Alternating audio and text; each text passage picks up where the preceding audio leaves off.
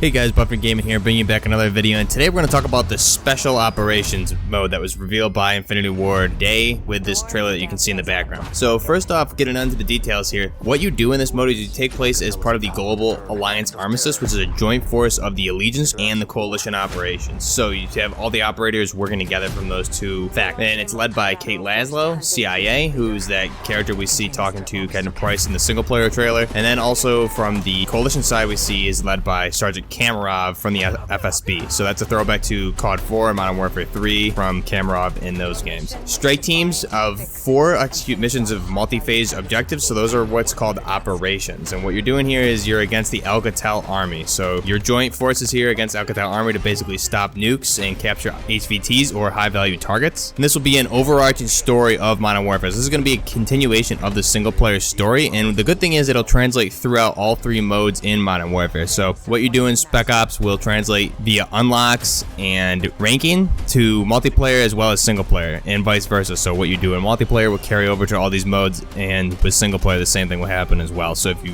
beat single player mode and go right into Spec Ops or multiplayer, you'll already have ranks unlocked as well as weapons and some perks and things like that that you would only normally get through playing multiplayer. So all that carries over. That's good to see. So more about this mode is it takes place around the city of Verdansk, and we do see some similar locations returning from COD 4, those being Chernobyl as well as the Mile High Club, where we see the mission here at the very end in the trailer that revealed. So now, as I said, there's 2 different ways to play this. There's operations, and operations are 4-player matchmaking, so you and your friends can jump in, or it'll just be a matchmaking server so you can play with some random players as well if you don't have the friends to play with. And this will be multi-stage operations of many objectives, so it's not going to be just one mission. It's going to be an iterative story throughout the Spec Ops. So there's going to be multiple objectives that you and your team need to complete. Most of your kill streaks will be carried over to this mode, but it's not typical as you selecting kill streaks. You'll select the kill streaks, but they're going to be located from what they're saying across the map, and it's going to be up to you and your team to find them and utilize them in the mission. Vehicles will also be in this mode, and some of the vehicles that are confirmed are tanks, helicopters, as well as ATVs, but there is going to be more, they say, and we can see some Jeeps and things like that in the trailer that appear to be drivable as well. Now, as I said, there's a number of ways to play. You can do this, you can approach these missions stealthy, you can go all in, guns blazing, etc. Really play it any way you want to play. Now, outside of operations, there's also a thing called missions, and now this is again 1 through 4 player matchmaking, but these are more isolated areas than operations. Whereas operations are large scale maps with multiple objectives, missions are more isolated to a specific area of operation and more of a survival type experience. But this is not survival mode, keep that in mind. So one thing that will happen here is whether it's missions or objectives, you'll be ranked on a 1, 2, or a 3-star for completion, just like Modern Warfare 2, and you will also be getting rewards for completing different objectives,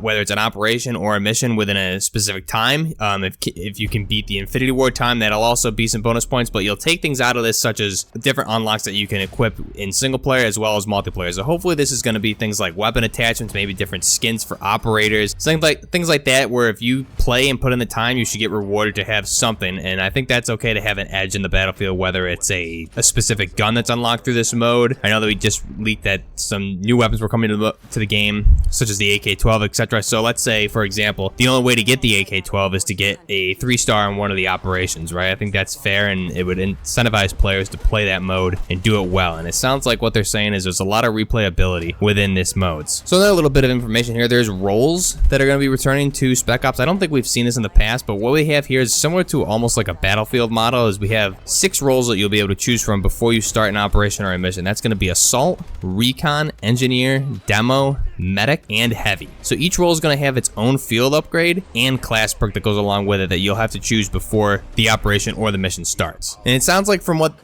Activision and Infinity Ward are saying in the blog post that there's going to be a few different types of missions here. So those outlined are seizing Alcatel's assets, so maybe he has some nuclear weapons that are in transit or some arms shipments that you're going to take down, taking down and seizing high value targets. So there's going to be, again, HVTs is part of different objectives. Maybe throughout a different operation you'll have to do all 3 of these that I'm going to describe here. So taking down a high value target or infiltrating a wide variety of enemy strongholds. So those are 3 different types that are outlined in the Activision blog, and again, this could be one operation. You could have to do all 3 of these things or more. So it sounds like a lot of this is going to revolve around nuclear weapons or chemical weapon shipments, as well as arms shipments that you and your team would have to go in in C's, maybe capturing a high value target, and then infiltrate a different stronghold as well. One of those being the Mile High Club that we see here in the trailer. So that's really all the information to cover here. Some points from the trailer, as I said, there is the exact pool that you can see there from the Chernobyl mission back in COD 4, and conveniently enough, I literally just played through that mission for my Modern Warfare Remastered playthrough. So that's pretty funny how that worked out, but that's the exact same pool from the Chernobyl mission, one shot, one kill from COD 4 or Call of Duty Remastered. And then the very last mission here we see is the Mile High Club. Essentially the same thing, just a lot more going on. It's not a quick mission. And it looks like this is one of the stages of an operation. So what we can see here in the trailer, one thing is that the next evolution of Spec Ops, you can see a bit of an overview of the map here. And so I believe that's an operation. It looks like there's 3 stages that are outlined there, and it reminds me a lot of Ghost Recon Wildlands, where it's almost like an open world, and you and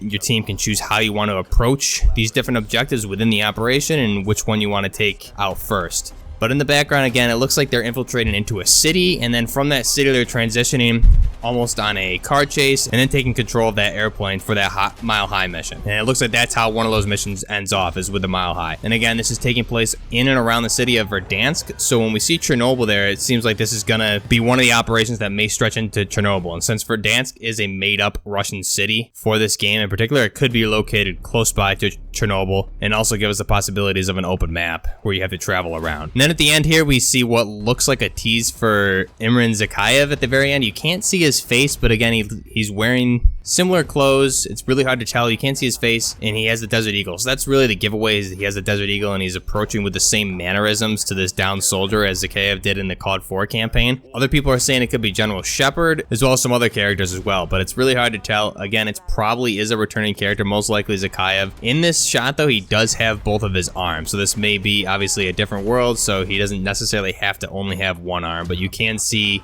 his hand there in the background. If you freeze frame, slow it down, you will be able to see his hand there. So that's Spec Ops. That's all the information we have so far. There's going to be additional information being released as we get closer to launch, and I'm very excited to play through this, and I think this opens up a lot of opportunities for the game. They are going to be releasing different and new Spec Ops missions as part of the season, so we will see this continued outside of the 4 different operations that we're getting at launch. And this does open up possibilities for the Battle Royale mode, which is rumored as well. And as Gaming Revolution says, it's going to utilize the same map as Spec Ops. So again, tying into that open world factor that he's talked about, and it seems like that's right where we're going. So again, hopefully Battle Royale is rumored to be around the holidays, and Spec Ops should just be a taste of that as we go forward. But let me know what you guys think down in the comments below. If you like the video, give me a like and a subscribe. And until next time, Buff Nerd Gaming, out.